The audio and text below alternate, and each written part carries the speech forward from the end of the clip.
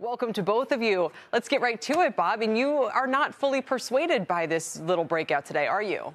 Not really. I think the market's concerned that perhaps inflation isn't as low as the Fed would like to see it. Even though there's been disinflation, it's coming down. Growth is slowing. Markets get concerned that the Fed may have to come back and keep hiking rates. We heard that from Kathy just a few minutes ago. But it sounds like the market also thinks the Fed is done. So here's the thing. On a day like today, purely technical, right? We get the worse than expected data.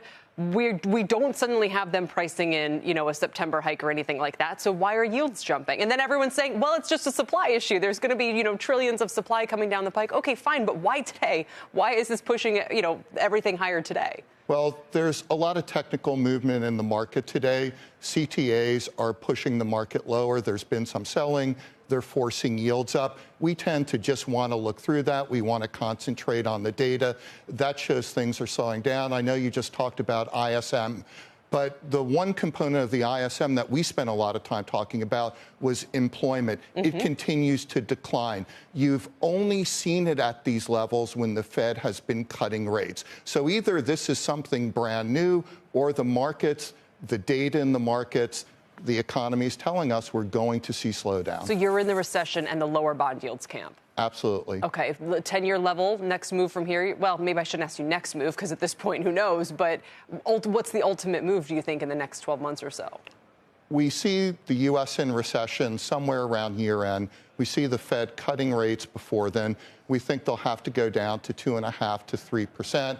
We see the yield curve pretty steep. We can see the entire yield curve, say, 6 to 9 months from now, 3%. Interesting. OK, I wanted to set up Rich Bernstein with all of that said. So Rich, and I know you've been more constructive in kind of saying, everyone's been calling for a recession. It's not here. But have people now gotten so bullish it's making you bearish? No, Kelly, I wouldn't say that. I think to some extent the focus on the ISMs, one has to be a little bit careful right now. Remember, the ISM is just a diffusion index, and it basically asks the question, are things better or worse? So when we were in a pandemic, of course, everybody answered it's better. It's not going to get worse than a pandemic. So things got better. Then things were much, much better than people expected. So then everybody said things are worse, right? But that doesn't mean, as it would historically, that there's necessarily a recession coming because the amplitude of those betters and worses is so extreme. So I think we have to take that into account here. Now, your point that you just said a second ago, a year ago at this point, 90% of economists were saying we were either in a recession or one was imminent. I think that's down to about 40% now, roughly. Take or leave a little bit on that. And so, I do think that, a recession's looming out there. I don't see the point to trying to time it and say it's going to start next Thursday at 2:15 in the afternoon. I just don't think that's a fruitful investment strategy. No, but what I'm trying to figure out, and maybe this was not a fruitful idea, but OK, I've got T-bills over here, at 4 or 5%, depending on. And then I've got the stock market, and I go, well, I know we don't always have to pick, but kind of which one's more attractive? Where's the risk reward looking greater? Right. For a while, it seemed like it was T-bills.